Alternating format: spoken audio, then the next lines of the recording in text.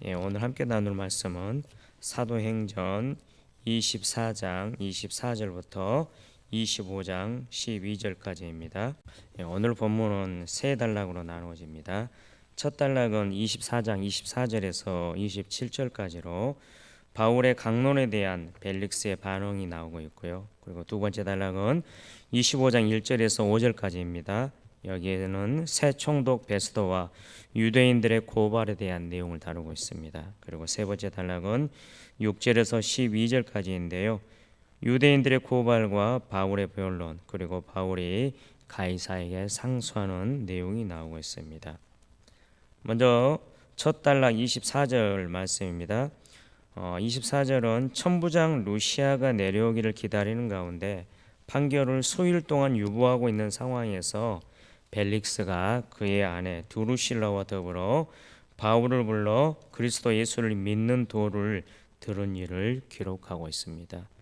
여기서 두루실라를 언급할 뿐 아니라 그 여자가 유대인임을 밝히고 있는 것은 그 여자가 유대인이었기 때문에 예수에 대해 도에 대하여 관심이 있었고 그리하여 남편에게 권하여 그들이 바울로부터 복음을 듣게 되었다는 것을 짐작하게 하고 있습니다.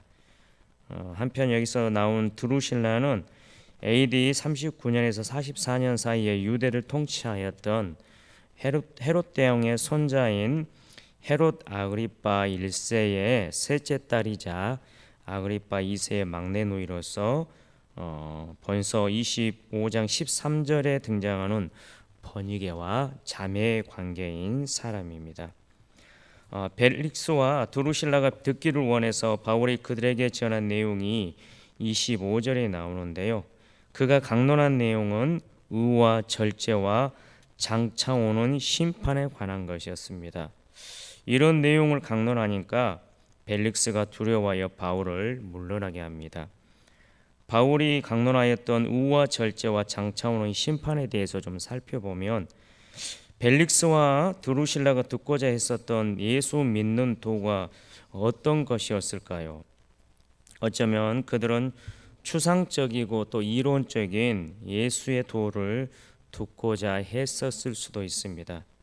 그것이 아니라면 그들은 바울이 전하는 예수의 도를 통해 어떤 종교적인 평안을 기대했었을 수도 있습니다. 그러나 바울의 강론은 결코 이론적이거나 추상적인 것이 아니었습니다.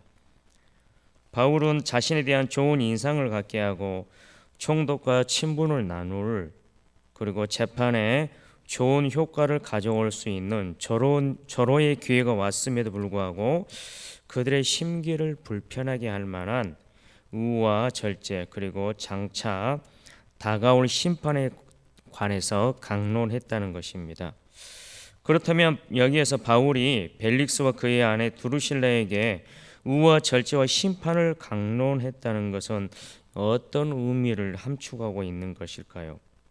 사실 벨릭스는 잔인함과 탐욕으로 악명이 높은 매우 불의한 사람이었습니다. 또한 역사적으로 보면 이 벨릭스와 두루실라는 이미 여러 번 결혼한 경력이 있는 한마디로 절제와는 거리가 먼 사람들이었습니다. 벨릭스에 대해서 조금 설명을 드리자면 이 벨릭스는 주 52년부터 59년 사이에 유대 총독이었던 안토니우스 벨릭스는 노예의 혈통을 가진 사람이었다고 합니다.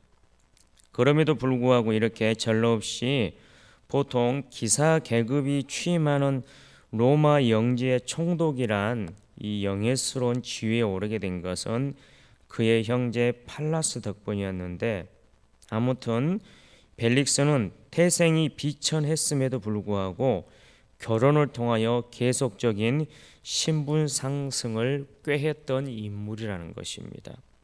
신분 상승을 위해서 여자와 결혼하고 또 신분 상승을 위해서 원래 아내랑 이혼을 하고 또 다른 여자를 만나는 등 이러한 상황에 그러한 사람이었다는 것입니다. 바울은 불의하고 무질서한 이 벨릭스와 드루실라에게 의와 절제에 대해서도 강론했지만 그 핵심은 장차 다가올 심판에 관한 것이었습니다. 만일 이들이 의와 절제에 대한 촉구에 상응하는 행동을 하지 않거나 회개하지 않는다면 장차 다가올 심판에서 자신들이 저지른 행위에 상응하는 보응과 심판을 받게 될 것을 이 사도 바울이 강론했다는 것입니다. 즉 그들은 바울로부터 지적 만족이나 종교적 평안을 제공하는 이론적이고 추상적인 강론을 듣기 원했겠지만 바울은 그들의 인격의 변화 및 도덕적 차원의 변화를 촉구하는 매우 실제적 의미의 복음을 전했다는 것입니다. 그래서 그들에 대한 바울의 강론 내용이 불의에 대한 의, 그리고 불륜에 대한 절제, 그리고 회개치 않음에 대한 장차 올 심판으로 구성되었던 것입니다. 벨릭스가 이러한 바울의 강론을 듣고 두려움을 느끼게 된 것은 당연한 결과라고 할 수 있을 것입니다. 왜냐하면 참된 복음은 상대로 하여금 언제나 이러한 도전과 결단에 직면하게 하기 때문입니다. 사람들이 종교를 가지는 이유가 무엇일까요? 사실 다른 종교는 사람들이 자기가 믿을 대상인 신을 선택하지만 사실 다른 종교에 그 신이라고 한 실체가 없긴 하지만 기독교는 하나님이 찾아오셔서 믿을 사람을 선택합니다. 이것이 기독교와 다른 종교의 근본적인 차이인데요. 예전에 한번 오예배 때인가 한번 나눴던 내용입니다. 예전에 중학교 동창을 만난 적이 있습니다. 그것도 친구가 어떤 이유로 죽게 돼서 장례식에서 만났던 친구인데요. 그 친구가 그러더라고요. 자기는 어떤 때는 교회에 가고 어떤 때는 절에 간다고 말입니다. 참 부지런하기도 하죠. 그러면서 뭐라고 하냐면 어떨 때는 교회에 가야 평안하고 어떤 때는 절에 가야 평안하다라고 말입니다. 그러니까 이 친구는 마음의 평안 때문에 종교를 갖고 산다는 것이었습니다. 이게 무슨 가당치 않은 이야기인가 하지만 세상 사람들이 가지고 있는 종교의 필요성이 자신의 평안이라는 것, 자신의 평안을 위해서 이 종교에도 가보고 저 종교에도 가보고 한다는 것입니다. 혹시 기독교인인 우리도 신앙의 목표가 평안을 가지기 위한 것은 아닌지요? 우리 기독교도 단지 마음의 평안을 위한 종교일까요? 절대 아닙니다. 기독교는 단지 마음의 평안을 추구하는 종교가 아닙니다. 기독교의 핵심은 구원입니다. 죄로 말미암아 영원한 사망에 처해졌던 우리를 영원한 생명의 나라로 옮기신 그 하나님의 은혜와 예수 그리스도의 희생과 사랑으로 말미암은 구원, 이것이 이 기독교의 핵심입니다. 그래서 그 구원의 은혜에 감사하고 그분의 말씀을 믿고 순종하며 즐거이 예배하고 봉사하며 서로 사랑하며 교제하는 것, 구원이라는 핵심 가치에 이와 같은 많은 내용들이 들어있는 것이 기독교입니다. 평안이 아니라 하나님의 구원이 기독교의 핵심입니다. 바울로부터 불편한 이야기를 들었던 그 벨릭스가 26절을 보면 벨릭스에 대한 설명이 나오는데요. 보통 사람들이라면 자신에게 두려움을 가져다 준 사람을 경계하는 것이 당연합니다. 그런데 흥미롭게도 벨릭스는 더욱 자주 바울을 불러 이야기했습니다. 그 이유가 무엇일까요? 그가 바울의 강론을 듣고 회심이라도 하려 한 것일까요? 그러나 26절은 그런 기대와는 정반대로 벨릭스가 바울의 강론을 듣고 잠깐 두려움에 빠졌을 뿐 곧 그의 은큼한 탐욕에 비롯된 것이었음을 보여줍니다. 바울을 불러 도를 드리려고 했던 벨릭스의 본래 의도를 26절에서 기록하는데 그것은 바울에게서 돈을 받을까였다는 것입니다. 그럴 의도를 가지고 자주 불러서 같이 이야기했다라는 것입니다. 그렇다면 벨릭스가 바울에게서 뇌물을 받을 수 있으리라 기대한 이유는 무엇일까요? 24장 17절 말씀 보면 사도 바울이 이렇게 이야기합니다. 자기 자신을 변호할 때 여러 해 만에 내가 내 민족을 구제할 것과 재물을 가지고 왔다. 바울이 예루살렘 교회에 돌아온 이유가 내 민족을 위해 구제할 것과 재물을 가지고 왔다라고 언급한 부분이 있는데, 이 바울의 언급한 내용을 두고 이 벨릭스가 많은 재물을 가지고 왔을 거라 생각하여 그에게서 이 재물을 받으려고 했다는 것입니다. 이때 당시 로마의 법률은 뇌물을 받은 행정관에 대해서는 추방과 재산 몰수를 규정하고 있고요. 또 돈을 받고 죄수를 풀어주는 것을 법으로 엄격하게 금지하고 있었습니다. 그러나 이러한 로마법의 규정은 속주의 경우에 거의 유명무실한 것이었습니다. FF 브루스는 이렇게 이 부분에 대한 것을 비웃고 있는데요.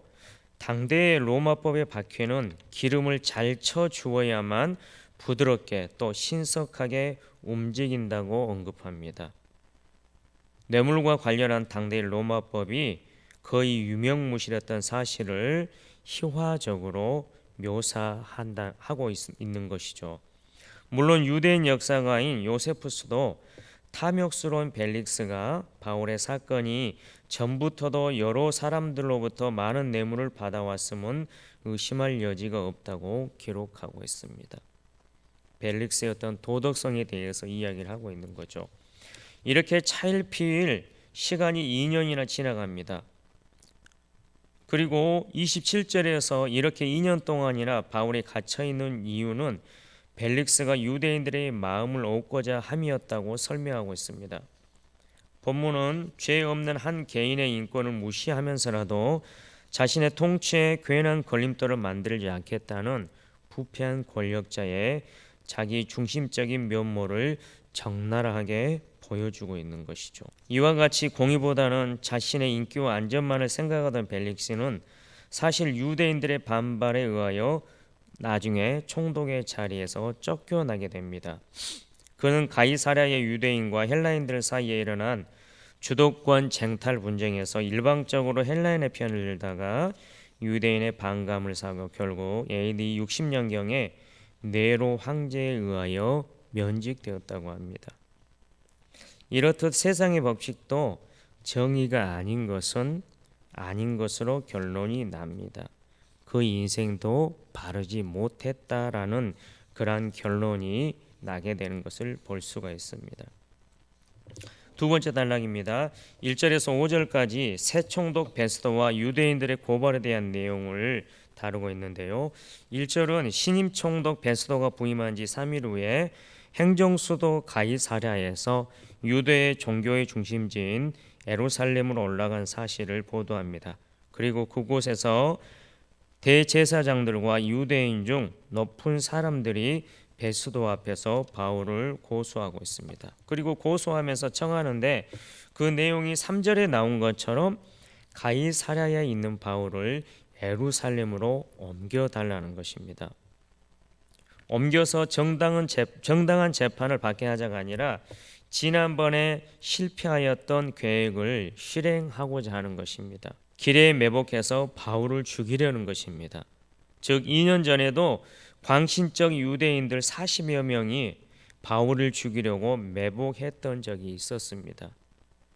그런데 이제는 그 계략을 사내들인이 직접 꾸미고 있다는 것입니다. 여기에서 유대인 중 높은 사람들을 사내들인 공회원들로 생각하고 있는데요. 이 사내들인이 이 직접 바울을 죽일 계획을 짜고 있다는 것입니다. 2년이 지나도 여전히 바울을 죽이기 위해 계략을 짜고 있는 유대인들의 모습이 묘사되고 있는 것이죠. 여전히 바울을 죽이고자 벼르고 있는 자들, 사람을 살리는 것이 하나님의 백성들이 해야 할 일인데 이들은 사람을 죽이는 것을 사명처럼 여기는 사람들입니다. 이들은 하나님을 믿는 사람들이 아니고 그냥 종교만 가지고 있는 사람들이라고 할 수 있을 것입니다. 누군가를 죽도록 미워하고 있다면 우리 또한 이들과 다를 바 없는 사람들은 아니겠습니까? 이어지는 4절부터 5절까지는 이렇게 고발하는 유대인들에게 대답하는 베스도의 모습이 나옵니다.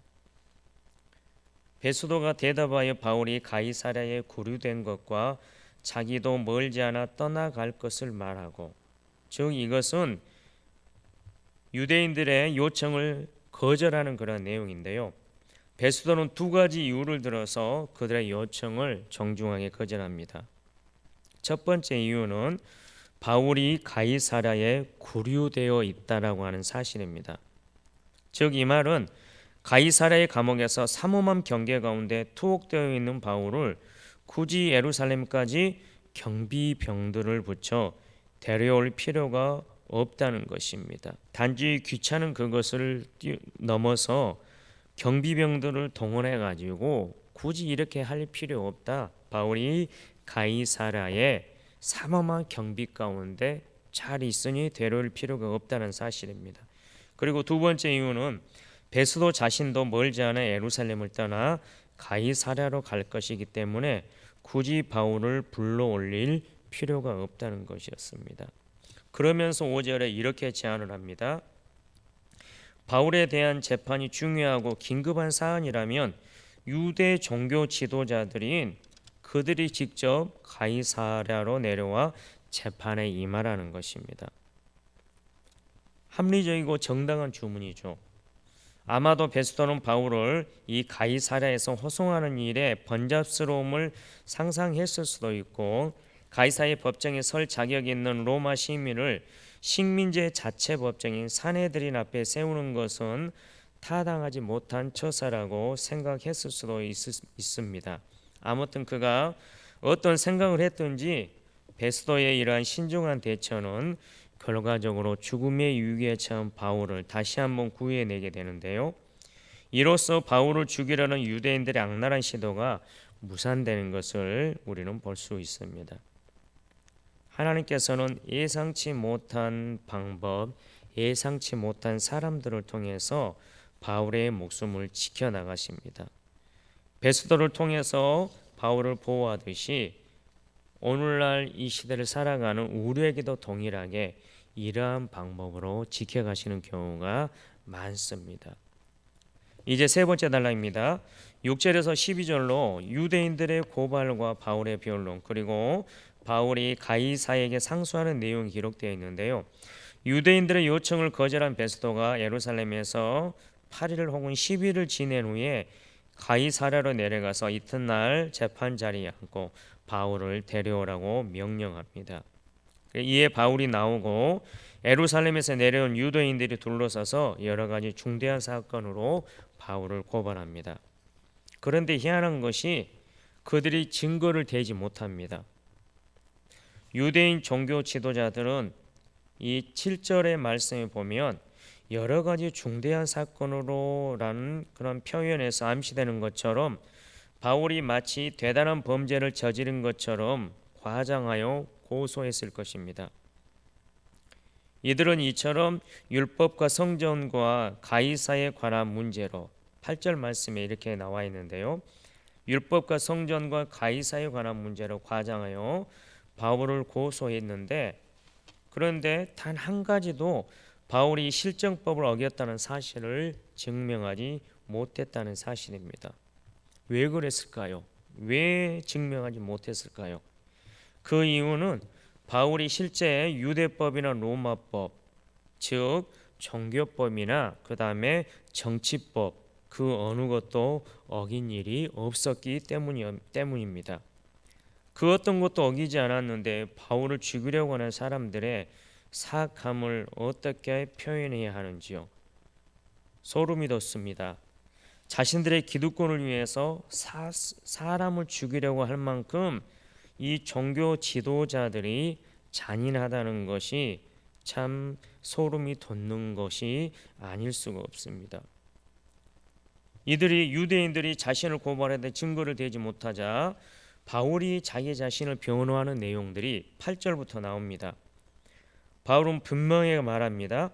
유대인의 율법이나 성전이나 가이사에게, 즉 종교적인 그리고 정치적인 죄를 범한 적이 없다는 것입니다. 사도 바울은 사도행전 23장 14절과 15절에서 이미 유대인들의 이와 같은 악에 찬 고소에도 불구하고 유대인들의 자랑이요 조상들의 유교인 율법을 그대로 다 믿으며 지켰노라고 대응했었고요. 그 다음에 24장 11절에서 13절까지에서 이방인을 데리고 들어가서 하나님의 성전을 더럽혔다고 하는 그들의 주장에 대해 시간적으로 도저히 불가능할 뿐 아니라 증거도 없다는 점을 들어 단호히 그들의 주장을 일축했었습니다. 그리고 24장 5절과 12절에서 로마를 정치적으로 전복하려는 시도나 소요를 일으킨 적도 없었다고 천명하여 그들의 주장이 자신을 죽이고자 한 데서 기인한 비합리적이고 악랄한 조작이라는 것을 명확히 밝혔습니다. 오늘 본문 8절에는 비록 간략하게 기록되었으나 바울은 다시 한번 과거와 같이 유대인들의 주장에 대하여 조목조목 반박했을 것입니다. 유대인들이 이렇게 두 가지 제목, 즉 어느 한 가지만 걸려도 처벌될 수 있는 종교적인 그리고 정치적인 죄의 항목으로 걸고 넘어지지만 사도 바울은 그런 부분에 대한 죄를 지은 적이 없다고 자기의 결백을 지금 강조하고 있는 것이죠. 이런 바울의 변명을 들은 베스도가 9절 말씀에 보면 바울에게 질문합니다. 9절 말씀 보면 베스도가 유대인의 마음을 얻고자 하여 바울더러 묻되 네가 예루살렘에 올라가서 이 사건에 대하여 내 앞에서 신문을 받으려느냐 이렇게 합니다. 이 표현은 사도행전 24장 27절에서 한번 등장한 적이 있습니다. 전임 총독 벨리스에 대한 누가의 평가에서 등장했는데요. 과거 벨릭스가 유대인들의 민심을 걱정하였던 것처럼 베스도 또한 동일한 전철을 밟고 있는 것을 9절에서 이야기하고 있습니다. 과거 바울을 예루살렘으로 호송하여 재판하여 줄 것을 요청한 대제사장들과 유대인 중 높은 사람들의 요구를 거절하였던 베스도가 오늘 9절에서는 왜 유대인들의 민심을 걱정하게 된 것일까요? 그것은 아마도 바울에 대한 재판을 진행하면서 베스도의 마음이 흔들렸다는 것인데요. 그것은 이 사건이 그의 부임 후 첫 사건이었고 유대 종교 지도자들의 입장이 매우 강경했기 때문이었을 것입니다. 유대의 지도자들과 충돌하고 싶지 않았을 것이며 또 앞으로 그들의 협조가 없으면 원활한 통치가 불가능했으므로 베스도는 바울이 무죄란 사실을 알고 있었으면서도 무죄를 선고하여 석방하지 않고 유대 종교 지도자들을 자극하지 않는 다른 방법을 찾아보려 하였던 것입니다. 그러면서 유대 종교 지도자들이 3절에서 요구한 것처럼 예루살렘에 가서 신문을 받으려느냐고 물어보는 것입니다. 이러한 베스도의 처신은 정의보다 자신의 주의에 연연하는 비열한 양심을 보여주는 것이라고 할 수 있을 것입니다. 사람 참 어렵습니다. 이해하기가 어렵다는 것이죠. 자신의 이익 앞에 쉽게 변하는 모양이라니 우리도 이런 모양으로 살아가고 있지는 않습니까?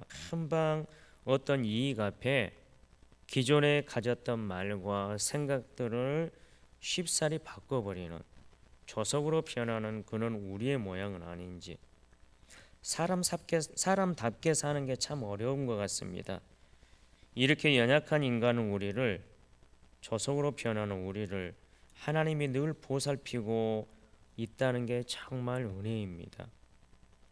이런 베스도의 제안에 대해서 바울은 어떤 생각을 했을까요? 아마도 바울은 베스도의 이 같은 제안을 통하여 그가 자신의 사건을 재판하는 재판관으로서 마땅히 행해야 할 임무를 수행하지 않고 책임을 회피하려 한다는 사실을 간파했을 것입니다. 어린아이도 이러한 의도를 알 수 있을 것입니다. 그리고 만일 이러한 사태를 허락하게 되면 자신을 향한 유대인들의 분노 때문에 그리고 이들의 분노를 묵과한 베스도 때문에 자신의 목숨이 위태해질 것을 이 사도 바울은 직감했을 것입니다. 바울은 약 2년 전 예루살렘에서 이성을 잃은 폭도들과 그리고 사내들인의 거대한 종교 권력에 맞서 싸웠고 또한 이로 인해 가이사랴에서 무고하게 2년 동안이나 옥살이를 해야만 했습니다. 지금도 하고 있는 상황이고요. 그런데 설상가상으로 새로 부임한 총독 베스도는 그에 얽힌 자초지종을 살펴 그를 구제할 생각을 하지 않고 전임 총독 벨릭스와 마찬가지로 유대인들의 민심에 두려움을 느끼고 그들의 비율을 맞추기에 급급했다는 것입니다. 9절에서 이러한 베스도의 제안을 받은 바울이 베스도에게 10절부터 11절까지의 내용으로 제안을 하게 됩니다. 그 내용은 이렇습니다. 내가 유대인들에게 불의를 행한 일이 없다. 불의를 행해서 죽을 죄를 지었으면 당연히 죽을 것이나 이 사람들의 고발이 사실이 아니면 나를 그들에게 내줄 수 없습니다. 그러면서 가이사에게 상소하겠다고 합니다. 바울은 먼저 이 말을 하는데요. 10절 말씀 보면 내가 가이사의 재판 자리 앞에 섰으니, 이 말은 사도 바울에게 있어서 굉장히 중요한 말입니다. 내가 가이사의 재판 자리 앞에 섰으니, 지금 현재 사도 바울은 베스도 앞에 섰거든요. 그럼에도 불구하고 가이사의 재판 자리 앞에 섰다라고 하는 그것은 이런 의미를 가지고 있습니다. 베스도는 9절에서 베스도는 바울이 예루살렘에서 재판받을 경우 공명정대하게 재판받을 수 있다는 뉘앙스를 주기 위해서 내 앞에서 신문을 받으려느냐고 물었습니다. 그런데 만일 이 질문에 바울이 전후 사정을 고려하지 않고 수락했을 경우 그는 영락없이 죽임을 당할 것입니다. 왜냐하면 유대인들의 민심을 살피고 있는 베스도였기 때문에 유대인들이 원하는 대로 내어주었을 것이기 때문입니다. 그러나 현명하게도 바울은 본절에서 베스도에게 그 자신이 누구의 대리인으로서 재판을 진행하고 있는지를 상기시킵니다. 바울은 지금 자신이 베스도 앞이 아니라 가이사의 재판 자리 앞에 서 있다는 사실을 밝힌 것입니다.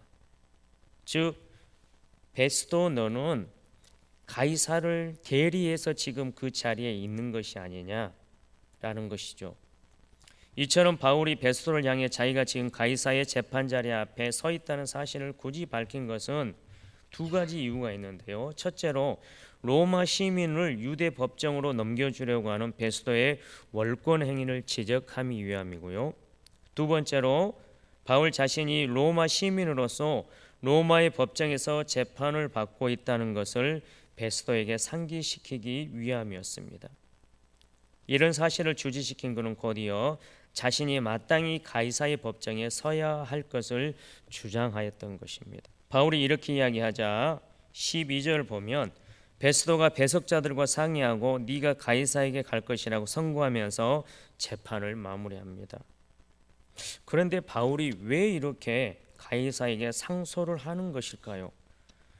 자신이 억울한 죽음을 당할까 봐 하는 것일까요? 아닙니다. 바울의 목표는 추록이 아니었습니다. 바울의 목표는 로마에 가는 것이었습니다. 자유의 몸으로 가든 죄수의 신분으로 가든 상관없었습니다.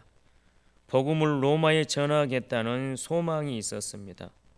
사도행전 19장 21절 말씀 보면 이 일이 있은 후에 바울이 마게도냐와 아가야를 거쳐 예루살렘에 가기로 작정하여 이르되 내가 거기 있다가 후에 로마도 보아야 하리라 하고, 로마를 단순히 구경하겠다라고 하는 의미가 아니라 로마에 가서 복음을 전하야겠다라고 하는 자기의 소망이 있었기 때문에 가이사에게 상소를 했다는 것입니다.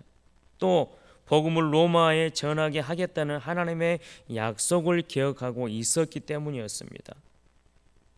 이 하나님의 약속은 사도행전 23장 11절 말씀 보면 그날 밤에 주께서 바울 곁에 서서 이르시되 담대하라 내가 예루살렘에서 나의 일을 증언한 것 같이 로마에서도 증언하여야 하리라 하시니라 라고 하는 이 하나님의 약속을 기억하고 있었기에 그는 더 빨리 석방될 수 있는 길을 놔두고 가이사에게 재판을 받겠다고 요구한 것이었습니다. 말씀을 마무리하겠습니다. 나의 결정을 좌우하는 것은 무엇입니까? 오늘 벨릭스와 베스도의 결정을 좌우하는 것은 돈이라는 탐욕이고 유대인들의 민심이었습니다. 진실이고 뭐고 필요 없습니다. 내가 불리한 상황에 빠지지만 않으면 되는 것입니다. 그러나 이들과는 달리 바울은 목숨의 위태로움에도 불구하고 벨릭스와 드루실라에게 의와 절제와 심판을 선포하며 그들에게 불편한 복음을 선포합니다. 오늘날 우리는 귀로 듣기에 편한 복음, 살아가기에 편한 복음만 선언하는데 오늘 바울은 그들이 회개하기를 바라며 참으로 불편한 복음을 선포합니다. 그 복음 때문에 로마를 가야겠다고, 그 복음 때문에 오늘 가이사에게 상소를 합니다. 불편한 복음이 우리를 살게 한다는 사실들을 우리는 기억해야 할 것입니다. 그 복음 안에서 살아가는 저와 여러분 되시길 우리 주님의 이름으로 축원드립니다. 기도하겠습니다. 사랑하는 하나님 감사드립니다. 오늘 벨릭스와 베스도와 같은 비양심적인 재판장들 앞에서도 바울의 생명을 보호하시는 하나님을 찬양합니다. 우리 하나님은 모두가 바울을 죽이려고 혈안이 되어 있어 결코 아무도 도와줄 수 없는 것처럼 보이는 사면초가요 진퇴양난의 상황이지만 그 가운데서도 바울을 지켜내십니다. 우리의 상황들도 우리의 의지와 상관없이 펼쳐지는 때가 허다하지만 그런 중에서도 하나님의 보호하심을 믿고 살아가는 우리 모두가 되게 하여 주시옵소서. 탐욕이 삶의 목표가 되어 이에 따라 모든 것을 결정하는 가련한 인생 되지 말게 하시고 우리를 불편하게 하지만 우리에게 영원한 생명을 주는 이 복음을 삶을 결정하는 기준으로 여기며 이 복음을 삶으로 증거하며 살아가는 우리 모두가 되게 하여 주시옵소서. 감사하고 예수님의 이름으로 기도드립니다. 아멘.